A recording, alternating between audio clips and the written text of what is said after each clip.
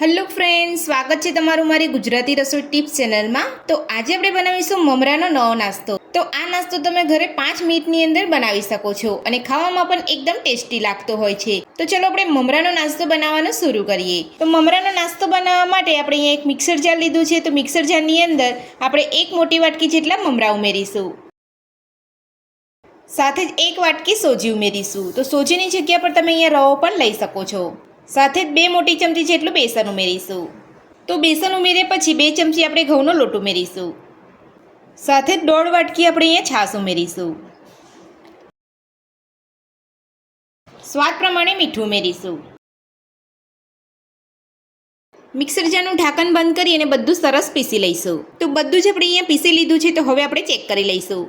તો તમે જોઈ શકો છો એકદમ સરસ આપણે અહીંયા પીસાઈ ગયું છે। તો હવે આપણે એક બાઉલની અંદર કાઢી લઈશું। તો બધું જ આપણે અહીંયા પીસી લીધું છે અને એક બાઉલની અંદર કાઢી લીધું છે। તો આ રીતનું તમારે અહીંયા પીસવાનું છે। તો હવે આપણે ખીરાને ઢાંકીને 10 મિનિટ માટે રહેવા દઈશું।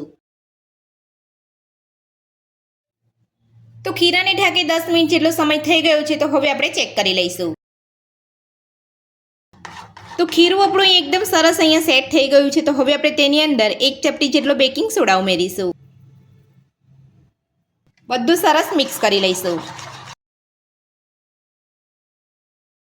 તો બેકિંગ સોડા ઉમેર્યા પછી તમે જોઈ શકો છો આપણું ખીરું એકદમ સરસ અહીંયા ફૂલી રહ્યું છે। તો નાસ્તાનું ખીરું આપણું બનીને તૈયાર છે। તો હવે આપણે ખીરામાંથી નાસ્તો બનાવીશું।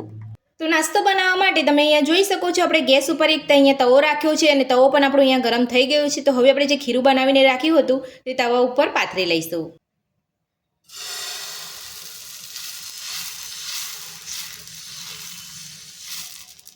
તો ખીરું આપણે અહીંયા પાથરી લીધું છે। તો હવે આપણે તેની ઉપર ઘી લગાવી લઈશું।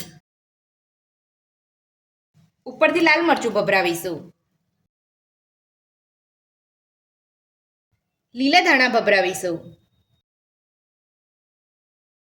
તો આ રીતે આપણે તબેદાની મદદથી ધાણાને દબાવી લઈશું, એટલે ધાણા આપણા સરસ અહીંયા ચોંટી જશે। તો હવે આપણે નાસ્તાને ગેસની મીડિયમ ફ્લેમ પર થવા દઈશું। તો હવે આપણે નાસ્તાને ચેક કરી લઈશું। તો તમારે આ રીતે ચેક કરી લેવાનો છે। તો તમે જોઈ શકો છો આપણો નાસ્તાનો કલર એકદમ સરસ આવી ગયો છે। તો આ રીતનો તમારે અહીંયા નાસ્તાનો કલર બદલાય એટલે તમારે નાસ્તો કાઢી લેવાનો છે।